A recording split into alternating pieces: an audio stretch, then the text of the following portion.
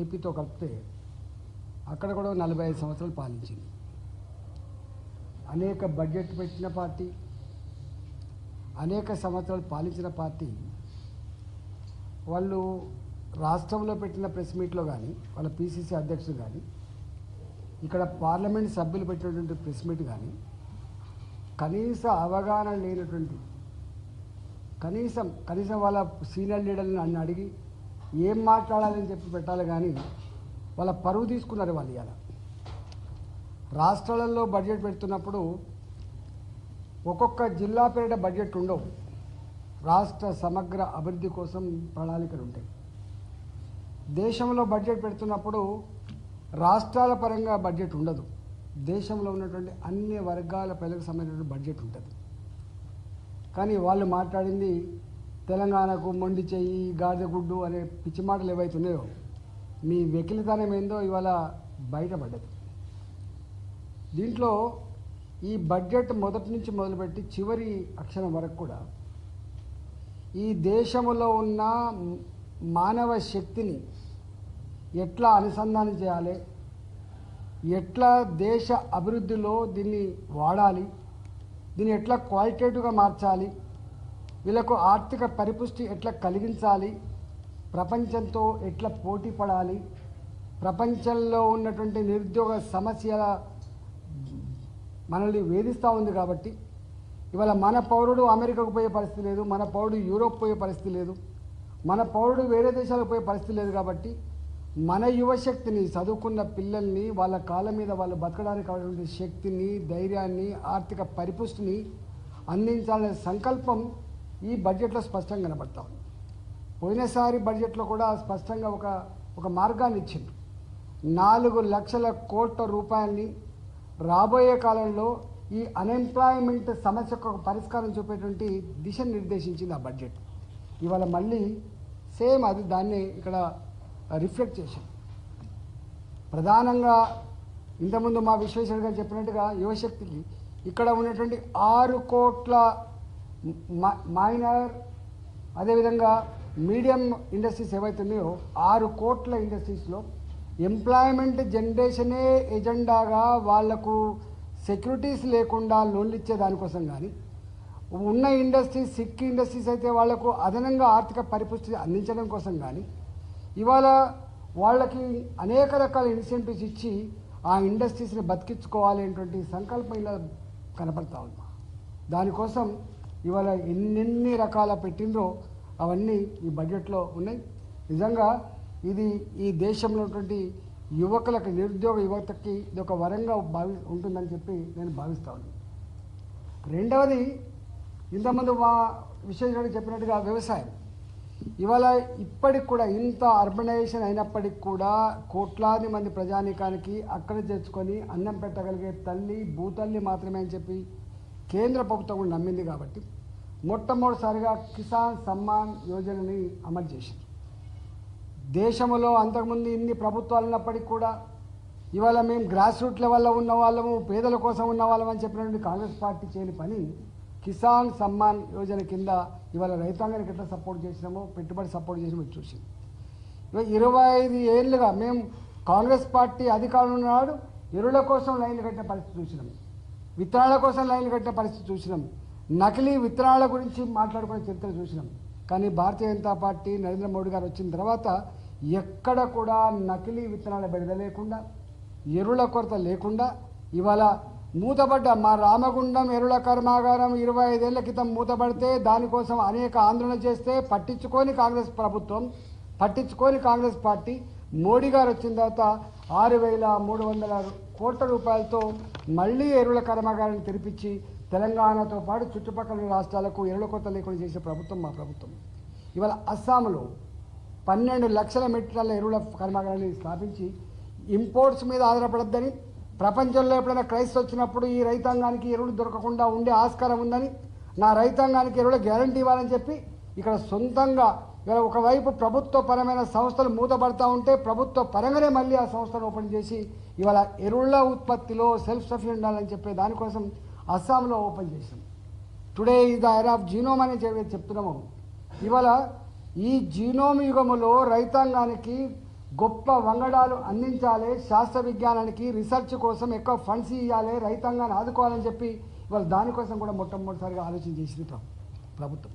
రెండవది ఇదే వ్యవసాయంలో ప్రొడక్టివిటీ. దేశవ్యాప్తంగా కొన్ని దగ్గర మంచి ప్రొడక్టివిటీ ఉంటుంది, కొన్ని జాగాలు అసలు ప్రొడక్టివిటీ ఉండదు. కొన్ని జాగాలు ఎకరానికి 50 బస్తాలు పండితే కొన్ని జాగాలు ఇప్పటికి 15 బస్తాలే పండుతుంది.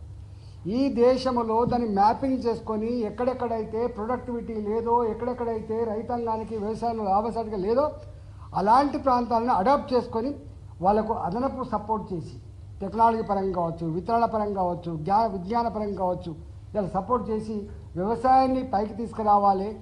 ఏ భూమిని నమ్ముకున్న రైతాంగానికి ఉపాధి కల్పించడం గొప్ప సంకల్పం ఇందులో ఉంది. అంతేకాకుండా ఇవాళ రైతాంగం పండించిన పంటకు మార్కెట్కి పోతే డిమాండ్ లేకపోతే దాన్ని స్టోర్ చేసుకొని మళ్ళీ డిమాండ్ ఉన్నప్పుడు అమ్ముకోవడం కోసం ఇవాళ 2 లక్షల రూపాయలు అయితే ఈ రైతాంగానికి లోన్స్ ఉండేనో దాన్ని 5 లక్షల రూపాయలు పెంచారు. 5 లక్షల రూపాయలు పెంచారు. 2 లక్షల రూపాయలు ఉండే వాళ్ళకి వితౌట్ సెక్యూరిటీ వాళ్ళు పంటను కనుక గోడలో పెట్టుకుంటే దాన్ని 5 లక్షల రూపాయలు పెంచారు. అంతేకాదు క్వాలిటీ కూరగాయలు పండించడం కోసం, క్వాలిటీ పళ్ళను పండించడం కోసం, వాటి ప్రపంచ మార్కెట్లో ఎక్స్పోర్ట్ చేయడం కోసం కూడా మొట్టమొదటిసారిగా ప్రభుత్వం ఆలోచించేసింది. ఇంతకుముందు వాళ్ళు చెప్పినట్టుగా పల్సెస్ విషయంలో ఇవాళ ప్రోటీన్, చీపెస్ట్ ప్రోటీన్ పేద ప్రజానికానికి అందేది పప్పుల ద్వారానే కాబట్టి పప్పు దినుసులని ఎక్కువ పండించాలి, ప్రజలకు అందుబాటు చేయాలి. ఇవాళ కేవలం ఎనర్జీ ఐటమ్స్ మాత్రమే కాదని చెప్పి మొట్టమొదటిసారిగా ఆలోచన చేసింది. ఇవాళ వాటి కోసం స్పెషల్గా ఇవాళ నిధులు కేటాయించింది. అంతేకాదు నూనెలు ఇలా ప్రతి నిత్యం సామాన్య ప్రజలు మాత్రమే కల్తీ నూనెలతో చచ్చిపోతున్న విషయం, రోగాలు పడుతున్న విషయం మీకు తెలుసు. ఇవాళ అలాంటి కల్తీ నూనెల బాధ లేకుండా, నూనెలు అకారణంగా విపరీతంగా రేట్లు పెరిగి సామాన్యులకు అందుబాటు లేకుండా ఉంటుంది కాబట్టి ఇవాళ ఆ నూనెల విషయంలో కూడా క్వాలిటీ వంట నూనెలు అందించాలి, సస్తగా అందించాలనే సంకల్పంలో దాని మీద కూడా ఇలా ప్రభుత్వం దృష్టి పెట్టింది. ఇది గొప్ప రైతాంగానికి మరీ ముఖ్యంగా ప్రజానికానికి ఇవాళ రేపు జీవన విధానంలో తోడ్పాటును అందించేదిగా ఉంటుందని చెప్పి నేను భావిస్తా ఉన్నా. అదేవిధంగా ఉమెన్ విషయంలో కూడా మీకు తెలిసి ఇవాళ స్వయం సహాయక బృందాలు ఉంటాయి, ఎస్హెచ్జీలు. ఇవాళ ఎస్హెచ్జీలకి గతంలో కేంద్ర ప్రభుత్వం ఇచ్చేది నామినల్గా మాత్రమే ఇచ్చేది. ఇప్పుడున్న ఈ పరిస్థితులలో చిన్న చిన్న వ్యాపారం చేసుకునే మహిళలకు 10,000 రూపాయలు ఉండే ఇంతకుముందు పెట్టి లోన్స్ అని చెప్పించేది, దాన్ని 50,000 రూపాయలకు పెంచారు. 5 లక్షల మందికి 2 కోట్ల రూపాయల చొప్పున ఎస్సీలలో ఉన్న మహిళలకు, ఎస్టీలలో ఉన్న మహిళలకు, బీసీలలో ఉన్న మహిళలకు ఇవాళ ప్రభుత్వమే గ్యారంటీ ఇచ్చి రుణాలు ఇవ్వాలని సంకల్పం ఉంది. ఇప్పటికే ముద్రా రుణాలు కావచ్చు, ఇప్పటికే పెట్టి బిజినెస్ చేసుకునే వాళ్ళకు కావచ్చు, ఇప్పటికే చిన్న చిన్న వ్యాపారాలు చేసుకునే వాళ్ళకు వితౌట్ సెక్యూరిటీ ఇచ్చే రుణాలు కావచ్చు, తక్కువ ఇంట్రెస్ట్ రూపంలో ఇచ్చే రుణాలు కావచ్చు, వాటికి తోడుగా ఇవాళ ఎస్హెచ్జీలను కేంద్ర బిందువు చేసుకొని ఇవాళ మహిళలకు ఆర్థిక పరిపుష్టి అందించేటువంటి ప్రయత్నం ఇవాళ కేంద్ర ప్రభుత్వం చేస్తూ ఉంది. అంతేకాకుండా ఏ అంగన్వాడీ కేంద్రాలు అయితే గ్రామీణ ప్రాంతాల్లో 8 కోట్ల మంది పిల్లలకి పౌష్టికాహారం అందిస్తాయి, కోట్లాది మంది గర్భిణీ స్త్రీలకు వాళ్ళకు మంచి ప్రోటీన్ ఫుడ్ అందిస్తుంది, లాక్టేట్ పాలిచ్చేటువంటి చిన్న పిల్లల తల్లులకు కూడా అందిస్తుంది. అలాంటి అంగన్వాడీలు అవి క్వాలిటేట్గా లేవు, సౌకర్యాలు చక్కగా లేవు, పునారిల్లిపోతూ ఉన్నాయి, మెకానికల్గా ఉండద్దు. మన భారత జాతి పిల్లల్ని గొప్పగా పెంచుకోవాలి, తల్లుని గొప్పగా కాపాడుకోవాలి. దాంతో ఇవాళ వాళ్ళకి ఇచ్చేటువంటి సౌకర్యాలు ఏవైతున్నాయో, వాళ్ళకి ఇచ్చే ఫుడ్ ఏదైతే ఉందో, అవి అక్కడ వాళ్ళకు ఉండేటువంటి ఇన్ఫ్రాస్ట్రక్చర్ ఏదైతుందో ఇవన్నిటి పెంచాలనే గొప్ప నిర్ణయం అవుతుందో ఇది గ్రామీణ ప్రాంతాల్లో ఉన్నటువంటి పేద పిల్లలకి, పేద మహిళలకి మరింత తోడ్పాటును అందించేటువంటి చర్యగా ఇది బ్రహ్మాండంగా ముందుకు తీసుకుపోతుందని చెప్పి భావిస్తా ఉన్నాను. అంతేకాకుండా ఇవాళ ఈ దేశంలో ఎలక్ట్రిసిటీ ఉంది, ఇలా కరెంటు లేకపోతే జీవితం లేదు. ఇదంతా కూడా బొగ్గు గనులలో బొగ్గు ఉత్పత్తి చేసి తప్ప కరెంట్ వచ్చే పరిస్థితి లేదు. జల విద్యుత్తు ఉన్నప్పటికీ కూడా తక్కువనే, ఇవాళ మనకు ఆటమిక్ ఎనర్జీ కూడా తక్కువనే. మన దగ్గర ప్రపంచవ్యాప్తంగా అనేక దేశాధినేతలు గ్రీన్ ఎనర్జీ గురించి కానీ, గ్లోబల్ వార్మింగ్ గురించి కానీ అయితే మాట్లాడుతున్నారో, తీర్మానం చేస్తూ ఉన్నారో, భారతదేశం ఇవాళ తీర్మానాలతో సంబంధం లేకుండా ప్రపంచంలో ఉన్నటువంటి వాళ్ళ కండిషన్స్ కాకుండా ఈ దేశాన్ని గ్రీన్ ఎనర్జీగా తీసుకుపోవడం గొప్ప సంకల్పంలో భాగంగా ఇవాళ విండ్ ఎనర్జీకి కానీ సోలార్ ఎనర్జీ కానీ పెద్ద ఎత్తున ఇవాళ వాళ్ళకి ఇన్సెంటివ్స్ ఇచ్చి దీన్ని అభివృద్ధి చేయాలనేటువంటి గొప్ప నిర్ణయం తీసుకుంది. అంతేకాదు ఇవాళ ఢిల్లీ ఉంది. ఢిల్లీలో చలికాలం వచ్చిందంటే కొన్ని కార్లు బయటికి తీయాలి, కొన్ని కార్లు లోపల ఉండాలి. జనం బయటకు వచ్చే పరిస్థితి లేదు.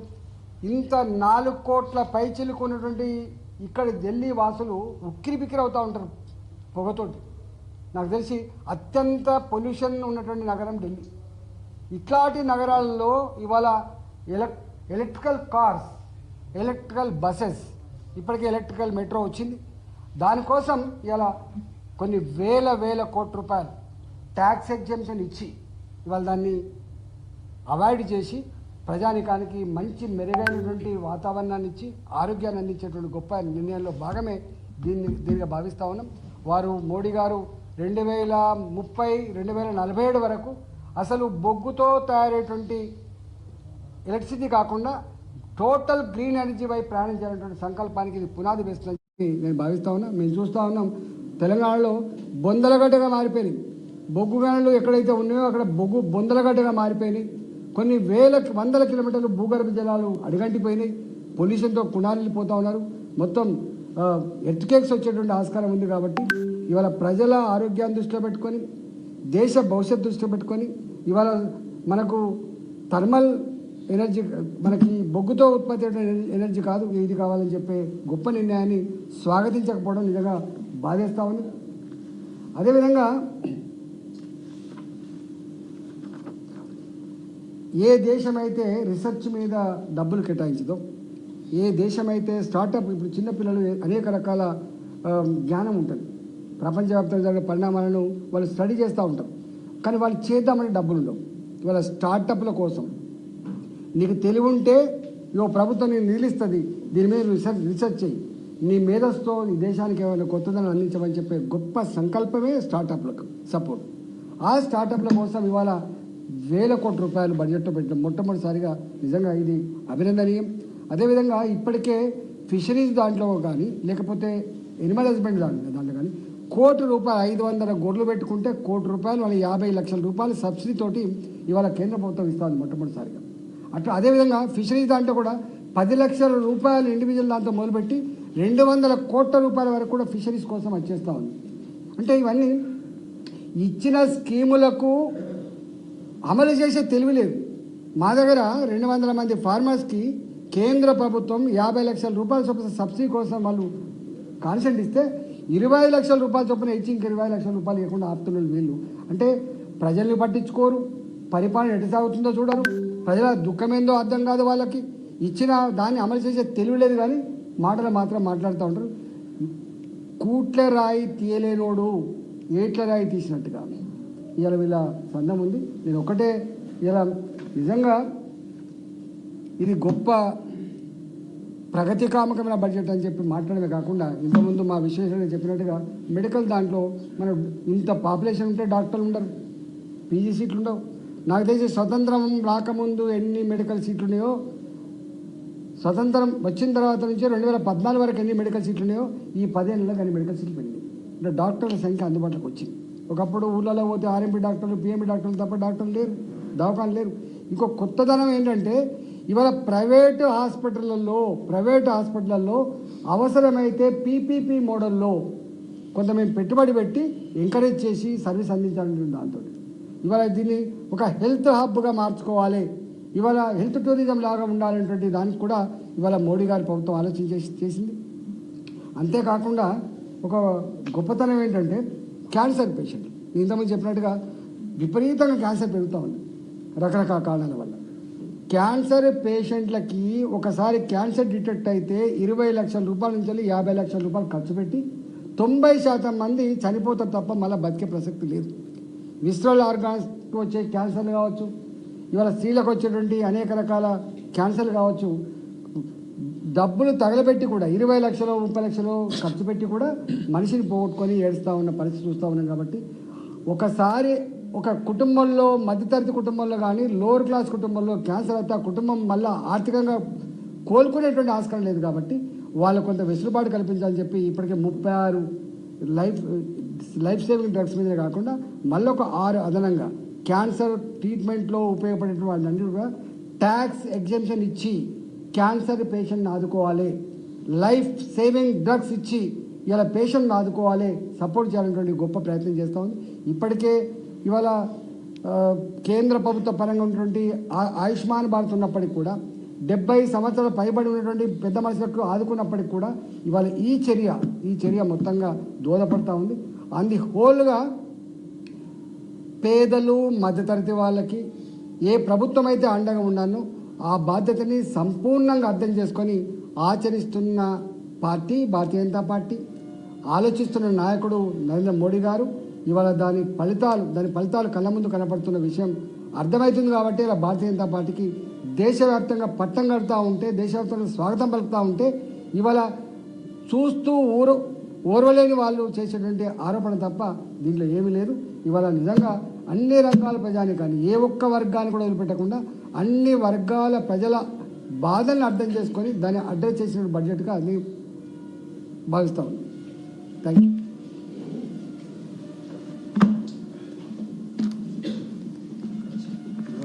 చూడండి, తెలంగాణలో రైల్వే ప్రాజెక్టులు ఉన్నాయి, ఆర్ఓబీలు ఆర్యూబీలు.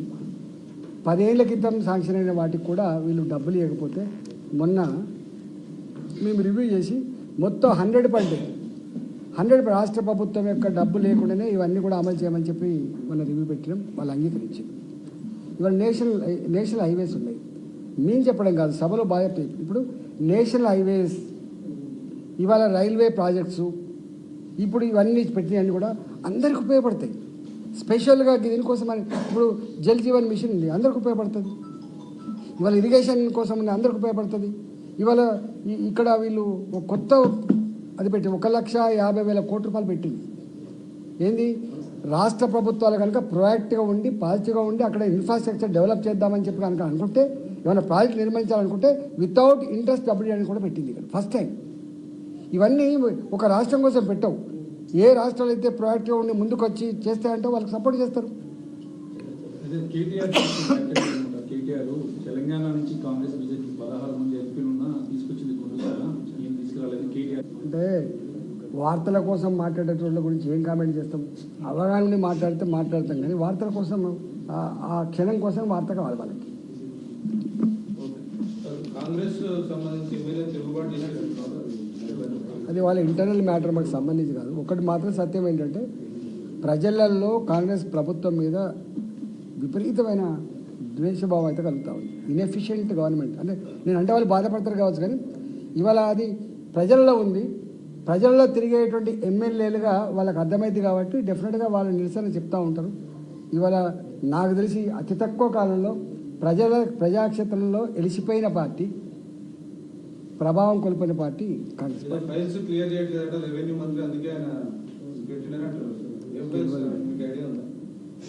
ఇక వారి పరిపాలన గురించి నాకేం తెలుస్తుందో చెప్పండి. మీ పార్టీ బలం ఎలా ఉంది సార్? మీ ఇప్పుడు ఆ పార్టీ గత ప్రభుత్వం బాగాలేదు, ఈ ప్రభుత్వం బాగాలేదు, మీ పార్టీ ప్రజలు బీఆర్ఎస్ పార్టీని అన్ని విధాలు చూసింది. వాళ్ళు అస్థిమసకాంతరం చదివిండు. వాళ్ళు బీఆర్ఎస్ పార్టీని 10 ఏళ్లలో అస్థిమసకాంతరం చదివిండు. ఉద్యమంలో మాట్లాడిన మాటలేంటి, తెలంగాణ రాష్ట్రాన్ని పరిపాలించేటప్పుడు చేసిన పని ఏందో వాళ్ళు బేరీ చేసుకున్నారు. కాబట్టి ఇక మళ్ళీ వీళ్ళు వద్దు బాబు అనుకున్నారు. కాంగ్రెస్ పార్టీ గెలిచిందనే దానికంటే టీఆర్ఎస్ పార్టీని ఓడగొట్టినంటే మంచిగా నెంబర్ 1. నెంబర్ 2, ఇవాళ 1 ఇయర్లోనే ఇది గెలిచిపోయింది. అంతకుముందే కాంగ్రెస్ పార్టీ మీద నెగిటివ్ ఉంది. ఇక గత్యంతరం లేక ఇవాళ ఎన్నుకున్నారు, దానిపైన అయిపోయింది. ఇవాళ వాళ్ళు ఏమనుకుంటున్నారంటే భారతీయ జనతా పార్టీని మేము గెలిపించాలని చెప్పి అనుకుంటున్నాం. తప్పకుండా అది జరిగి తీరుతుంది. భారతీయ జనతా పార్టీ నాయకులుగా మనం మీరు చూసిండ్రు, మన పార్లమెంట్ ఎన్నికలలో 40% ఓట్లు కాంగ్రెస్ పార్టీకి వస్తే 35% ఓట్లు మాకు వచ్చినాయి. ఒక్క సీటు కూడా బీఆర్ఎస్ పార్టీ గెలవలేదు. మీరు చూసిండ్రు. ఇవాళ ఇప్పటికి కూడా కాంగ్రెస్ పార్టీ వైపు నెగిటివ్ ఏర్పడ్డప్పుడు ఏదో వీళ్ళు